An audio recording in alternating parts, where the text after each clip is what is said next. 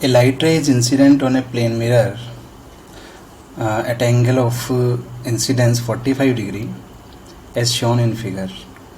After reflection, the ray passes through a prism of refractive index 1.5 whose apex angle is 4 degree. Find the angle through which the mirror should be rotated if total deviation of ray is to be 90. देखें क्या situation है. यहाँ पर एक mirror है हमारे पास ये, और इस पर एक लाइट रे इंसिडेंट हो रही है 45 डिग्री पर, और डेफिनेटली 45 पर आई है तो 45 पर ही जाएगी. तो इस तरह से ये परपेंडिकुलरली बेंड होकर और आगे चलती है. फिर यहाँ पर एक थिन प्रिज्म इस तरह से, जिसका ये एंगल जो है एंगल ऑफ प्रिज्म या जिसको हम एपेक्स एंगल बोलते हैं ए, वो हमें दे रखा है 4 डिग्री. तो भाई यहाँ पर भी इसका डेविएशन होता है, यहाँ भी इसका डेविएशन होता है, 2 बार इसका डेविएशन होता है, और दोनों बार आप देख रहे हैं कि क्लॉकवाइज डायरेक्शन में होता है. यहाँ पर जैसे इनिशियल डायरेक्शन थी तो इसको क्लॉकवाइज डायरेक्शन में घुमा दिया गया है. यहाँ पर ये इसकी इनिशियल डायरेक्शन थी और यहाँ पर भी ये क्लॉकवाइज डायरेक्शन में घूम गई है. तो कुछ डेल्टा यहाँ पर प्रोड्यूस हुआ है, डेल्टा ड्यू टू मिरर, और कुछ डेल्टा यहाँ पर प्रोड्यूस हुआ है, डेल्टा ड्यू टू प्रिज्म. अगर हम इन दोनों डेविएशंस को फाइंड करें, है ना, जैसे डेविएशन ड्यू टू मिरर अगर हम देखें, deviation due to mirror,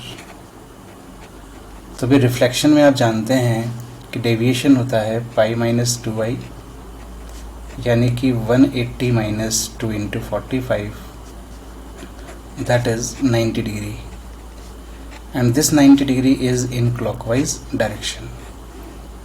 second फिर ये क्या है, प्रिज्म से भी पास होती है. प्रिज्म है हमारा थिन, 4 डिग्री, बहुत ही छोटा एंगल है. तो थिन प्रिज्म के लिए डेविएशन का फॉर्मूला हम यूज़ कर लेंगे. Deviation due to a prism और ड्यू टू थिन प्रिज्म, इस डेविएशन को अगर हम डेल्टा पी से शो करें, delta due to prism, then it will be A into mu minus 1. तो ए हमें गिवन है कितना, 4 डिग्री, और म्यू दिया हुआ है 1.5, से आ जाएगा हमारे पास 2 डिग्री.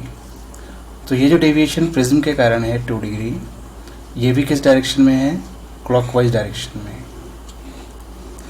तो एक्चुअली टोटल जो डेविएशन हो गया है वो 90 प्लस 2 92 हो गया है. अब हमसे पूछा है कि इस मिरर को कितना घुमाएं और किस डायरेक्शन में घुमाएं कि टोटल डेविएशन 90 ही बना रहे.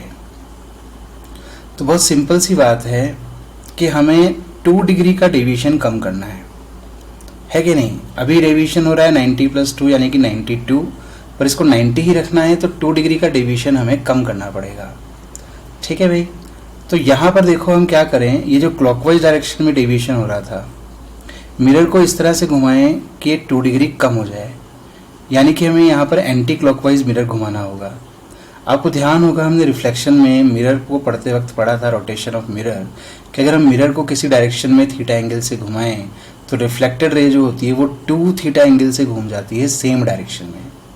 तो सेम डायरेक्शन में घूमती है, इसका मतलब हमें इसको किधर घुमाना है, हमें इसको लाइट रे को घुमाना है एंटी क्लॉकवाइज. ठीक है भाई, क्योंकि हमें क्लॉकवाइज वाले डेविएशन को यहाँ पर कैंसिल करना है, कम करना है, तो हमें एंटी क्लॉकवाइज घुमाना होगा. तो मिरर को जब एंटी क्लॉकवाइज घुमाएंगे तो ये लाइट रे भी थोड़ी सी एंटी क्लॉकवाइज घूम जाएगी. अब लाइट रे को कितना घुमाना है हमें एंटी क्लॉकवाइज, 2 डिग्री, क्योंकि 2 डिग्री का डेविएशन कम करना है. तो उसके लिए मिरर को कितना घुमाना होगा, 1 degree. So rotation of mirror को हम कह सकते हैं that rotation of mirror should be 1 degree in anti clockwise. क्या होगा इससे, जब हम मिरर को 1 डिग्री एंटी क्लॉकवाइज डायरेक्शन में यूँ घुमा देंगे तो रिफ्लेक्टेड रे जो है वो 2 डिग्री से एंटी क्लॉकवाइज घूम जाएगी. ठीक है. तो 2 डिग्री का जो डेविएशन है वो कम हो जाएगा 92 में से, और टोटल डेविएशन 90 रह जाएगा. तो ये हमारा आंसर हो गया कि हमें मिरर को 1 डिग्री से एंटी क्लॉकवाइज डायरेक्शन में घुमा देना चाहिए.